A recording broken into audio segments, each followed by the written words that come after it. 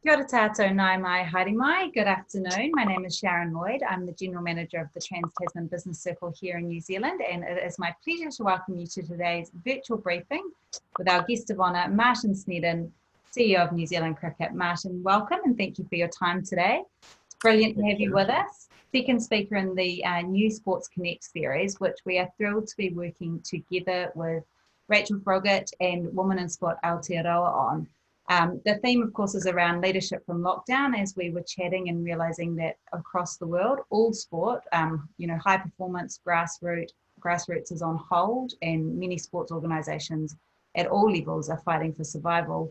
We wanted to be the place to bring everyone together to have a conversation about what it looks like now and what the future holds. So thank you, Rachel, for bringing the series to us, and everyone will hear a little bit more from Rachel at the end of today's Q&A, as well as a special announcement that Rachel has to make. A little bit of housekeeping. You'll see on your screen that you are able to submit questions through the Q&A feature. You're also able to upvote those for any particular ones that you like and would like to hear more on. With Martin in the conversation today is our moderator, journalist and commentator, Ricky Swinell. Ricky, welcome back. It's brilliant to have you with us, and I'll hand over to you now. Awesome, thank you, Sharon, and hi everybody. Great to see lots of people back from last week and some new names on the list of people here today, so I'm sure we'll have another very good conversation, and I hope you've all had a good week. We will get into it with Martin Snedden. He's in a little bit of a stressful time technologically over the last couple of minutes, but we're good and ready to go. Martin, we always start with what is life like in your bubble? I just think probably because people are quite nosy about each other's bubbles. So how is your bubble and how's things going there? Actually, it's a pretty good bubble, really. It's just my wife and I. I've got 4 kids and they're all adults and in their own bubbles sprinkled around Auckland and Wellington. But it's just my wife, Annie, and I here, and we sort of get on with each other on the whole. So it's been quite peaceful until 2 minutes ago, where the technology for getting on this thing was starting to stress me out, but we made it in the end.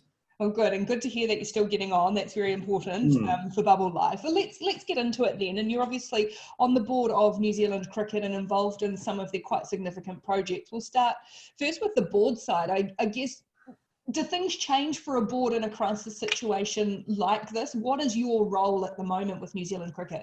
So I'm on the board, but I'm also heading a project called One Cricket. But just in terms of what a board does in these circumstances, yes, work intensifies. No longer do you have meetings every 1 month or 2 monthly or 6 weekly. You tend to have shorter meetings dealing with specific issues relating to the crisis you're dealing with. And that's been what we've done recently. We've sort of put BAU over to the side for the time being, and we just concentrate specifically on the COVID issues. And I think there's a bit of a formula to this stuff, Ricky, really. Yeah, going through a crisis, and I've been through a few in my time, and it's really important to understand the mechanism for getting through the crisis. So you're always starting with the gathering of information, and then just looking at the risks and trying to assess what are the highest priority risks that you have to work out, what you've got to mitigate. Relationships really come to the fore here. This is, and we're finding this all over sport in New Zealand at the moment, is probably the quality of relationships is exponentially going in a really positive direction, because people are communicating with each other all the time, and things like Zoom on the whole make that really easy.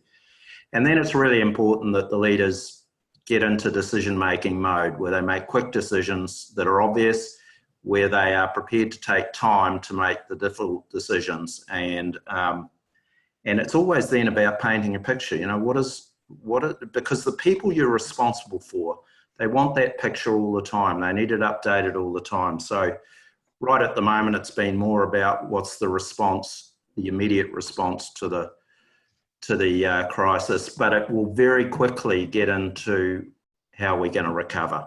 And so, you know, right now, I think most sports around New Zealand, most businesses are in the response mode. And I think we've been given some really good leadership by government in this respect.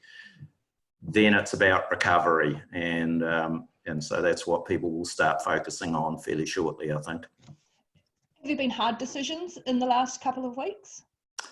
Not for us, and I really say this with a great deal of respect for sport, that I guess because of timing, have been thrown right into the middle of the crisis and don't have the time that we've got available to us. So yeah, we had to cancel a little bit of cricket at the end of the season, but effectively we then know that we've got a window of about 4 or 5 months over our winter period to work through and try and work out how we're going to solve the issues that are in front of us.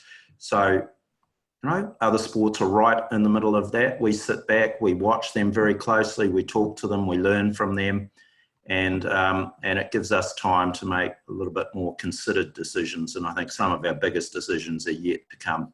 Mm. Given that benefit of time that you have had and the stroke of luck of cricket being purely a summer sport and then being played here, how do you tap into what the other sports are dealing with while they are still dealing with it at the moment?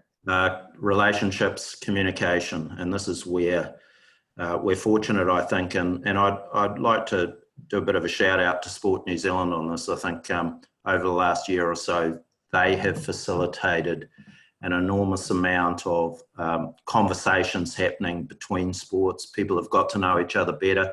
They trust each other more. They realise, in fact, they're in the same boat. And so the sharing of information, the sharing of experiences, the sharing of vulnerability is a lot more easily done than it would be if you don't know the people, you don't quite trust them, and you're really just trying to look after yourself. So, you know, that's so important. I mean, yeah, sharing of vulnerability, I think, is something everybody's getting used to in work and personal life as well. But how big has that change been, the communication between the sports from where it perhaps was to what it is now and that collaboration? Well, I think it had been growing for quite a while. There was a particular initiative that Sport New Zealand had facilitated called Keep Up With The Play, which was really aimed at teenage kids and trying to change philosophies around how they're looked after in sport. And as a result of that, there was a real growth in the strength of the relationship between the major team sports.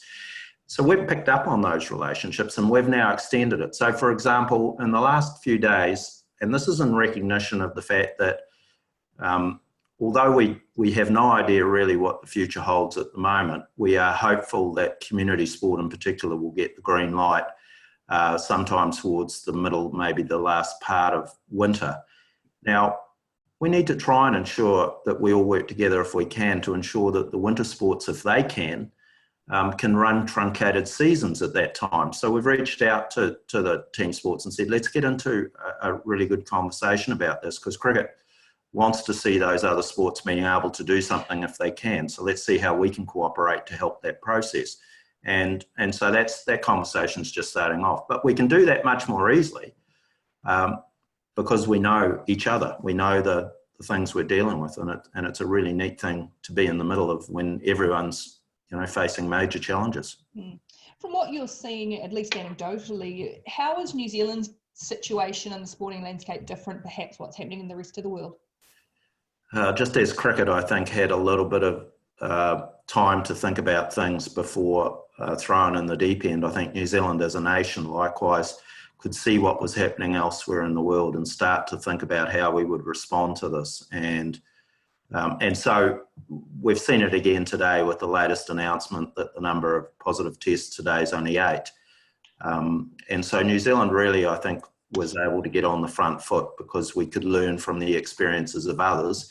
And because our leaders then chose to make vital decisions early and put us in a position to make the best use of those learnings. And so it's possible that New Zealand, we're hoping, cross fingers all of us, those involved in sport and those who are not, we're crossing our fingers hoping that we as a country will come out of this quicker and with less pain, certainly in terms of health, than other places around the world. We're all going to hit major economic issues, but you know, health and well-being in the first instance is vital.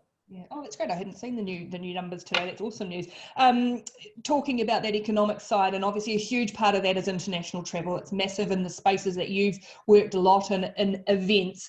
How do you think the behaviour is going to change around that travel for international tournaments, inbound tours, all of those kind of things, and external tours as well? Yeah, as well as being involved in cricket, I'm involved in a variety of organisations in tourism and business, and so this conversation around border restrictions and air travel is one of the hot topics throughout, and it's a changing game. New information's coming out every day, so you're never quite sure what you're dealing with. I think what we know for sure is that border restrictions are going to stay extremely tight for quite a long period of time. And if we're successful here, our borders, and others aren't so successful, maybe our leaders are going to be reluctant to open this up too easily. So what we're going to see emerge over the next few months are solutions to gradually easing the border restrictions and the travel restrictions. And that's going to be relevant to sport, it's going to be relevant to business, to tourism in particular. So, it's a guessing game how long that's going to take. But I think people can be sure that the government are going to focus on this because as part of that recovery process that I was talking about before, because they know how vital it is that we have that ease of movement in and out of the country. Getting back to where we were before COVID is probably a 1 to 2 year time frame. But if we just chip away at it sensibly and safely, then gradually, we'll find ways of coping with that. Without that top end, and we know how much the big teams in every sport, the Black Caps and White Ferns, the All Blacks and Black Ferns, how much they drive the revenue into sports, how much is that going to have a trickle-down effect on the grassroots and community level and all of that level of the game, which is obviously so important? That's going to change from sport to sport because it's quite different from sport to sport as to the extent to which you host international cricket and you're involved in international competition. And so, it's something that rugby obviously have had to face it right away. We've got more time in cricket and we'll take the time to sort our way through this and to find solutions. What we'll be determined to do is try and protect our community side of the game as much as we possibly can, and I'm confident that we can do a pretty good job. But the specifics of that is going to be something that are going to be worked through, I think, over the next 3 or 4 months. We'll use that time we've got available to us to make the best decisions to protect community sport. What about the impact of gaming trust money, or the lack of that funding, which has such a big impact and is such a huge funder of community sport? And this is one of the real impacts of COVID that you don't necessarily immediately think about when something like this happens, but once you start digging into it, and particularly if you're in positions like I'm in and my colleagues in sport, is you soon come across this issue of gaming trust. So just to give a snapshot, in a normal year, the Class 4 gaming trusts, and I think there's somewhere between 30 and 35 of these of different sizes around New Zealand. They would probably make grants totaling about $150 million to New Zealand sport. Organisations that can range from a national sporting organisation to regional associations or unions, and then down to the clubs. And so, that sort of money underpins a lot of what happens within community sport in New Zealand. Now, what we know is that a lot of that's going to disappear for the next 12 months. We're starting to look at how much of it is going to disappear, and best guess at the moment is it's going to be more than 50% of that amount. So that's huge, and much of the money that was obtained from trusts has underpinned a whole lot of infrastructural framework in terms of workforces that exist around New Zealand to deliver community sport. Every sport at every level is going to be challenged as to whether or not they continue to do what they can. And the answer is they can't. The truth is that what's going to happen now is every sport is going to have to plan on not a lot of gaming trust revenue for the rest of this calendar year. There is a possibility that the government, which is starting to work on a support package for sport, may come up with some form of mitigation around that, but I don't think for the time being, we should count on that being too significant. So every sport really has to plan for how it can survive and what it should do in the absence of the gaming trust funding that it's been used to getting. Is that where that collaboration that you've mentioned a couple of times is going to be possibly the most vital? Yeah, it could be, really. I mean, you know, I go back to that conversation before that we're having with other sports about season windows. If we can have a clarity of season windows between the sports, then it becomes easier to look at the possibility of having what we call development officers, or people who are on the front line of delivering community sport. Not just having one employee, but actually maybe having dual roles, or even roles with 3 organisations. We were starting to dabble in this prior to COVID. It's for a long time, it's been the aim of some sports to try and get this going. And it just might be that this is a crisis that finally gives it an opportunity to get off the ground. Yeah, finding ways out of it. One of your big focuses in your New Zealand cricket role is One Cricket, and inclusion and diversity around in your sport and the future of the sport. Just tell us a little bit about that project and where that is at. Yeah, well, it's a fairly wide-ranging project. It's not a small project, is it? As you just started to describe it, I thought, hell, doing all that. Where we started is just trying to help our associations learn how to run businesses better, the business of cricket better. So set themselves up so they had a better understanding of the value of annual planning and how they worked with their boards. And then from there, just starting to feed in priority focus areas, you know, ensuring that things like coach education receive top priority instead of it being an afterthought. And just over, it's been going for a couple of years now, and what we've seen is the results of this really show dramatic improvement in a lot of the things that we do. And it's ensuring that the money that New Zealand Cricket invests into community sport is used for things that are agreed to be the highest priorities. Then we started to move the project into focusing on delivering on the outcomes of our Women in Cricket report 3 or 4 years ago that Sarah Beeman led the creation of. And that again has given it a real impetus in the sense that we've now been able to grow significantly the number of females involved in the governance of cricket. We've grown the focus on the white ferns and semi-professional players just below that.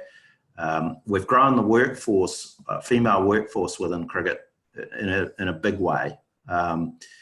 And we're now starting to try and design cricket products, if you like, that are going to be much more interesting for girls and women, and clearly, but based on our results previously, have been the case before.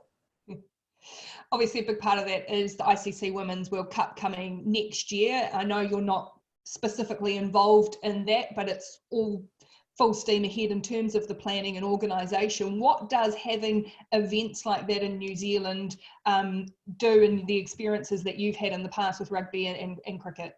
What it does is it sharpens the focus on, in this case, on women and girls' involvement in cricket, both on the field and off the field.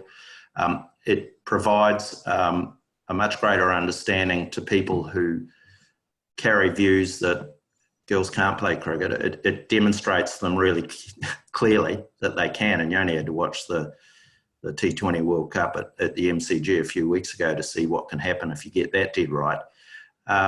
It gives us, I think, a shot, I was going to say a shot in the backside, but a catalyst for making sure we get on and continue to do as much as we possibly can to make cricket attractive for girls and women to play, to be watching, to be engaged with, to help, you know, others with.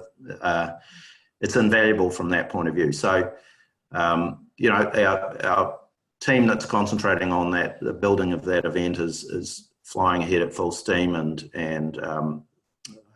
you know, we're just going to try and make the absolute best use as we can, so that it helps us achieve and cover up on some major gaps that we've had previously in cricket. Yeah, we can't let the Australians have all the glory after the T20 as well, after what they did there. We'll move on to the Q&A of the people, the participants in here, and because there's some few questions coming in, so we'll try and whip through these. The first one here: what are your fears for some of the big sports events coming to New Zealand? It's not just the Women's Cricket World Cup, obviously the America's Cup coming next year, Softball World Championships, Rugby World Cup. There's plenty coming. Do you have fears for them? No, listen, what we know is that the borders are closed at the moment, and it's going to be a slow, gradual opening. So that's fine. 221s next year. There'll be a lot that happens. You know, at the moment, every day feels like it takes about 72 hours to get through. And if you look at the progress that's been made since the lockdown started, the fact that we were reporting 8 cases today demonstrates just how much progress has been made in terms of hopefully ultimately the elimination of the virus. So we're at what is it today, the 17th of April. We just got to keep making progress every month in all of these things. Now, the way I look at it is probably I'm an optimist, but I think there could be some opportunities for New Zealand in this whole situation. The truth is that if we manage within our own country to get right on top of the virus to the point where we're really confident that we've nailed it, and if life starts getting back towards normal, and if there can, over a period of time, be ways in which the border restrictions can be moved around to enable certain things to happen, in other words, say for teams to come in the country or whatever, then it's not just about the things that were planned to happen in New Zealand, but we should be looking for things that were planned to happen overseas somewhere, which ultimately we could be the place that hosts them, because if things haven't improved in some other countries, then the events won't happen there, but it may be that as time goes by, they can happen in New Zealand. So that can not just apply in sport, it can go across the whole events field and tourism. And you know, I worked for a couple of really eventful years for a company called Duco Events and headed by a guy called David Higgins. And I can bet my bottom dollar at the moment that David's looking at this whole thing and thinking, what are those sorts of opportunities that were originally meant to happen overseas, but which New Zealand could well be capable of hosting? And I don't doubt he'll be chasing something pretty soon. I'm sure.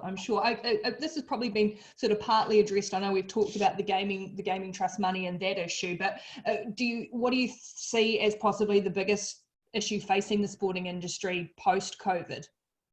I think it's about firstly accepting the reality of the situation rather than hoping that things will just go back to normal. They won't. So the first step in everything is just accepting the truth of something and starting to come to grips with that. Then I think the hardest thing is breaking through, each sport, I guess, has a way it structures itself, and there are things that it loves doing, but are not necessarily must-dos, but are nice-to-dos. And I think what all sporting organisations need to do right now is establish their highest priorities to ensure that their sports can start functioning as soon as possible. And that's really stripping things back to the basics. So if I think about cricket, I think the number one priority would be to ensure that come the start of next season, anticipation of us being allowed to start the cricket season, that there are right across New Zealand competitions running, kids cricket being organised, adult cricket being organised, and just get on and make sure that that happens as the first priority. And then from there, you have to work out what can you afford. So what's the next highest priority on your list? In our case, it's possible it's around the assistance that's given to coach the parents who look after the kids in cricket. So maybe that's our second priority in this area.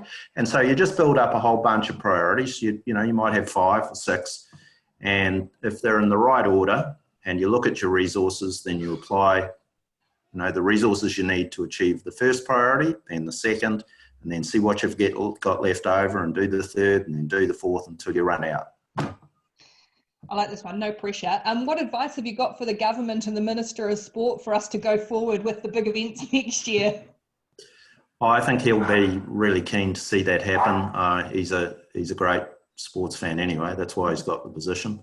It's really helpful that he's Minister of Finance and obviously one of the closest confidants to the Prime Minister. I think the government will look at this and say, as part of the recovery process, including the recovery of our morale as a nation, we will move heaven and earth to try and make sure that things can happen. Now, they will prioritise safety, but I think there'll come a point where they're actually pretty satisfied about that, and then it's about how do you allow it to happen. And so instead of them being a block, I think they will be an enabler.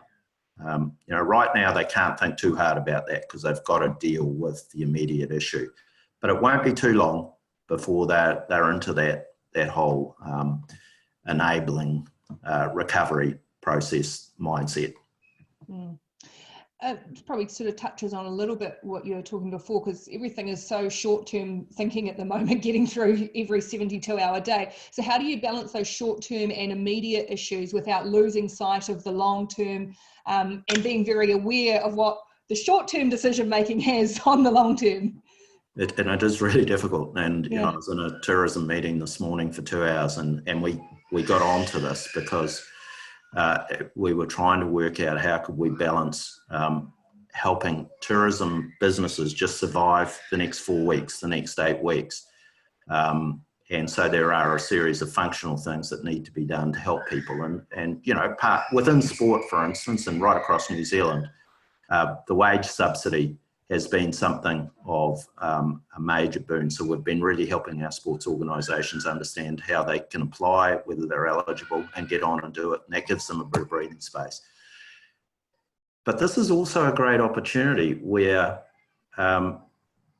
obstacles that previously existed may well break down because there's a necessity for them to break down. We're not going to go back to what happened before. We can't. The environment will be different. And it just might mean that we can start to try some other stuff that, previously, because people were comfortable with how things are going, the country was in a great economic health that they weren't prepared to take the risk of. Now, I think, people will be more willing, I think, to take risk. And so we need that really good creative thinking. Interesting, something that popped up with Kieran Smith last week. What have you found that has been really surprising or helpful that you've gleaned over the last wee while in those relationships with sports colleagues who are perhaps facing cancelled seasons? I've really admired their resilience. I sit in these meetings now every day, and I'm involved in discussions, and I watch on Zoom the facial expressions and the body language of a whole lot of people at regional and local level, both within cricket, but actually across a wide range of sports. And I listen to them, and almost uniformly, the people I'm dealing with are focused on recovery already. They have accepted the reality of the situation. They have accepted that things are going to be really hard. And now they're just starting to explore what are the solutions that are possible. And again, they're really willing to share with each other what they are seeing in order to help this whole conversation sift out to what are the best solutions. Let's quickly get to this one here, and I know it may be tricky, but school sports events, a lot have been cancelled and suspended. The specific one, a national school tournament in December. Do you have a gut feeling in terms of school events, and particularly ones late in the year, if there's a chance that they may be able to be delivered? Part of the conversation that I'm talking about, we're having with the 4 other team sports, is going to centre in on schools as well, and will involve secondary schools. We want to. There's a guy called Gary Carnahan who's the chief executive of secondary sport New Zealand, and he's been there a while. He's a wise old man. He'll probably be probably older than him, but he's a really good conduit for us working out how sport can help schools to get reinvigorated when the time comes. You know, we've got to get through this period now, but at some point opportunities will arise, and the sports have to be ready to tune into what the schools need and be able to provide them what they need to help the schools achieve what they're trying to achieve. So Gary's a really good conduit in that respect. With, and I know we're sort of jumping around all over the place here, but with, I guess, the chance of a reimagined sport and more collaborative approaches, will that create more opportunities in terms of diversity, inclusion, more roles for women, for different ethnicities, for New Zealanders to be more involved in sport? It needs to. I mean, firstly, it's wrong for sport, and I'm holding cricket up and saying it was wrong for cricket not to recognise that 51% of the population was female and they deserved to have an equitable part in what we did. So we've started to address that. But equally, the face of New Zealand has been changing now for a long time, and all sports must recognise that and find ways of connecting in with that diverse range of New Zealanders and offering them not only the opportunity to participate, but the opportunity to be part of influencing and delivering sport. And that's been happening in various sports and partly in cricket as well. And I have to say, from my observation, both in terms of the growth of influence of women in governance and the increased diversity of people involved in influencing what happens in sport, the benefits are fantastic. You just need that mindset to allow that to happen. There's a question here for those who do rely on gaming funds like many to deliver tournaments and club sport and all of that. So what are the other revenue opportunities that are worth exploring for these sports, for these teams, clubs, to generate some income?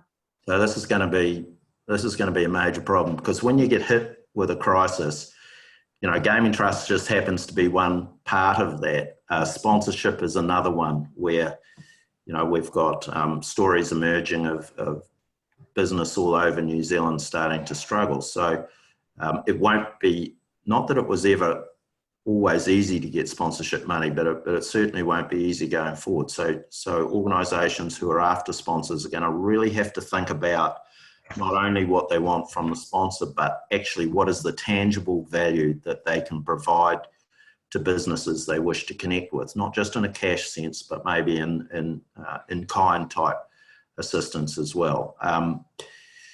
User pay is already a significant part of New Zealand sport.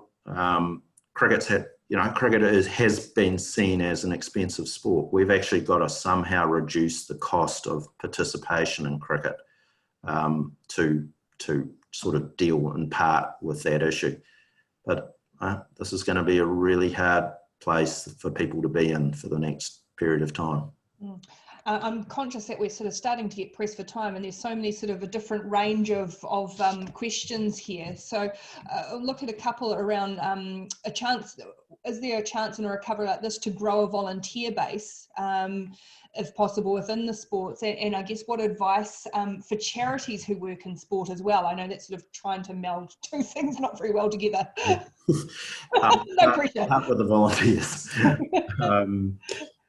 You know, volunteers, all sports will say this, is that at community level, volunteers are the backbone of the sports. Sometimes sports forget that, organisations that are running sports. And so I think I've seen over the last couple of years, including within cricket, a much greater understanding of that and desire to actually really recognise. So if we're going to have trouble generating revenue going forward, then it is inevitable that we're going to rely on volunteers even more than we have done in the past. Now, volunteers themselves will recognise that, and New Zealanders are good people at heart, and I'm confident that people will step up and take on responsibility given the situation that everyone faces. But it will help enormously if organisations that are looking for volunteers really demonstrate that they value what volunteers bring to the table and make it really as simple as possible for people to make that commitment to provide their services. And we're going to, as I say, we're going to need volunteers more than ever in the next year or two.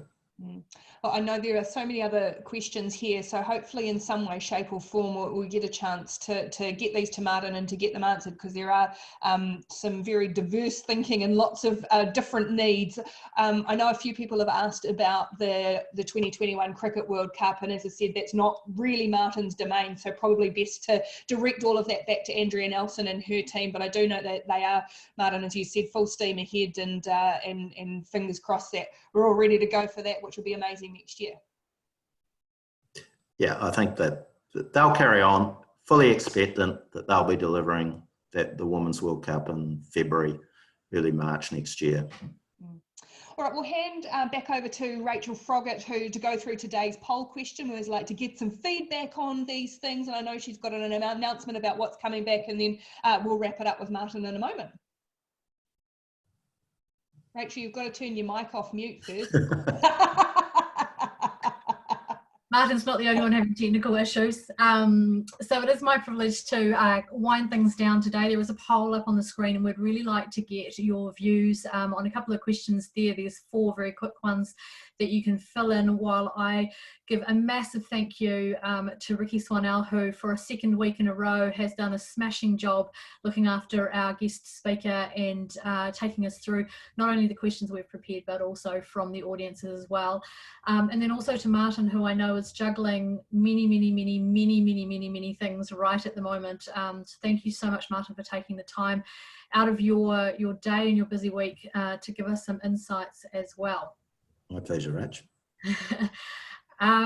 So just while we're compiling the poll results, I do have a couple of big announcements that I'm quite excited about, so I thought I would share these with you all today. So thank you for sticking around at the end of the session.